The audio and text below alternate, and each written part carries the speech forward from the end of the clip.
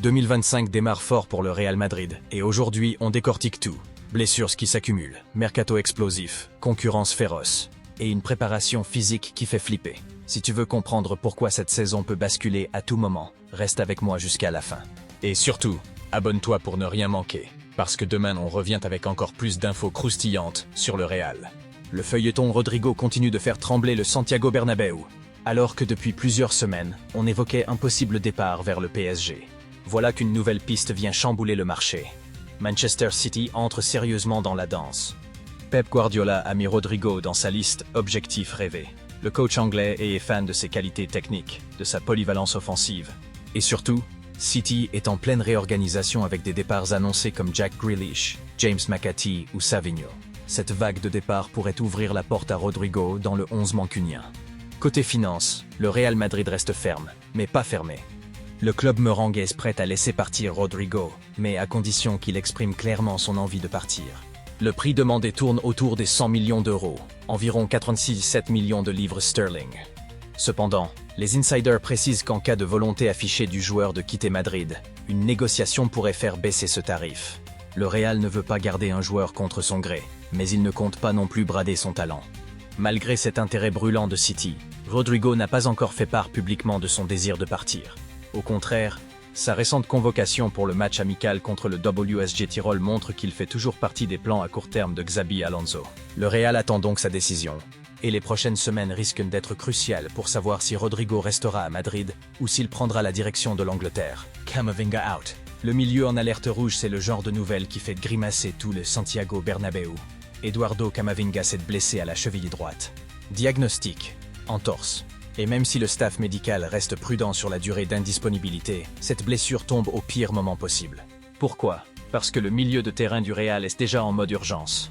Bellingham est toujours absent, en pleine récupération après sa blessure musculaire. Luka Modric a quitté le club cet été, laissant un vide énorme en expérience et en créativité. Le coach va devoir bricoler. On parle déjà de repositionner Valverde plus bas, de donner plus de responsabilités à Arda Güler, ou même de faire reculer Vinicius en faux milieu offensif pour compenser l'absence de Bellingham. Mais soyons clairs, perdre Camavinga, c'est perdre un joueur capable de récupérer des ballons impossibles, de casser les lignes avec ses courses, et de dynamiser le jeu quand tout semble bloqué. Et ce n'est pas juste une question de talent, c'est aussi un coup au moral. Les supporters savent que chaque point compte en Liga et que la Ligue des Champions approche, et affronter ces rendez-vous sans Camavinga. Bellingham et Modric, c'est comme jouer un match décisif avec deux pièces maîtresses en moins sur l'échiquier. Pour l'instant, aucune date de retour précise n'est annoncée, mais chaque jour compte. Les supporters retiennent leur souffle et espèrent que le staff médical va réussir à récupérer Camavinga avant la série de gros matchs prévus en mars.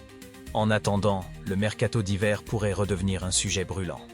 Faut-il foncer sur un milieu pour combler les absences? Ou faire confiance aux solutions internes? La pression monte. Et Florentino Pérez le sait, un Real Madrid amoindri au milieu. C'est un Real Madrid vulnérable.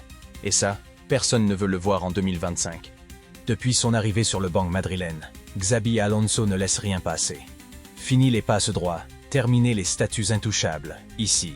Tout se gagne sur le terrain. L'ancien stratège espagnol a apporté une philosophie claire. Rigueur absolue et méritocratie totale. Peu importe ton prix, ton palmarès ou ton nombre d'abonnés sur Instagram. Si tu ne donnes pas tout, tu sors du 11. Le problème, ou plutôt le luxe, du Real en 2025, c'est la densité incroyable en attaque. On parle de Mbappé, Vinicius Junior, Rodrigo, Endrick, sans oublier les Güler, Brahim Diaz et autres jeunes qui poussent derrière. Sur le papier, c'est un rêve. Dans le vestiaire, c'est une compétition permanente. Chaque entraînement ressemble à un match pour prouver sa place. Les insiders racontent déjà que certains cadres ont dû avaler leur ego en début de saison, car Alonso n'hésite pas à mettre une star sur le banc si elle ne répond pas aux exigences tactiques. Même Mbappé, arrivé avec un statut de superstar, c'est qu'ici, un mauvais mois peut lui coûter sa place de titulaire. Pour Alonso, cette concurrence est un moteur. Au Real Madrid, tu ne joues pas parce que tu t'appelles X ou Yep. Tu joues parce que tu es le meilleur sur le moment. Une vision qui plaît aux supporters, mais qui met aussi le vestiaire sous haute tension. Résultat, des séances d'entraînement d'une intensité rare, des duels qui chauffent parfois, et un niveau d'exigence qui oblige chaque joueur à repousser ses limites. Un message clair pour la saison. Le coach l'a déjà répété. En 2025, il n'y aura pas de zone de confort. Les blessures, comme celle de Bellingham ou Camavinga, rappellent que personne n'est à l'abri et que chaque minute jouée est précieuse. Dans un Real Madrid où la rotation est devenue une arme, la concurrence frontale entre ces talents offensifs pourrait bien écrire certaines des plus belles et des plus dures histoires de cette saison. Les supporters madrilènes ont de quoi s'inquiéter. Cette année, la pré-saison du Real Madrid a été d'une extrême courte durée. Seulement 15 jours d'entraînement entre la fin de la saison 2024 et le coup d'envoi de la Liga 2025. Pour un club de ce calibre, c'est presque du jamais vu, et les spécialistes ne s'en cachent pas. Attention aux cocktails explosifs blessures, manque de préparation tactique, un risque élevé de casse physique. Quand tu compresses autant la prépa, les muscles n'ont pas le temps de récupérer ni de se renforcer correctement. Résultat, les joueurs arrivent sur le terrain avec un gap physique, et les premières semaines de compétition risquent d'être marquées par des pépins physiques. On a déjà vu Bellingham et maintenant Camavinga tomber. Et si la tendance continue, le Real pourrait rapidement être à court d'options, surtout au milieu.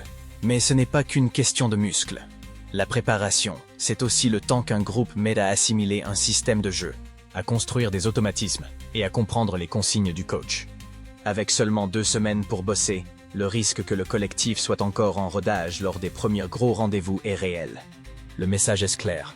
Le Real Madrid entre en Liga 2025 avec un calendrier serré et un effectif déjà malmené par les blessures et les incertitudes. Il va falloir gérer chaque minute de jeu, faire tourner intelligemment et surtout, espérer que la préparation raccourcie ne coûte pas trop cher en termes de performance et de santé. Les yeux seront rivés sur les premiers matchs, parce qu'ils donneront le ton de ce que sera la saison. Et entre blessures, concurrence interne et pression tactique, le Real n'a pas droit à l'erreur.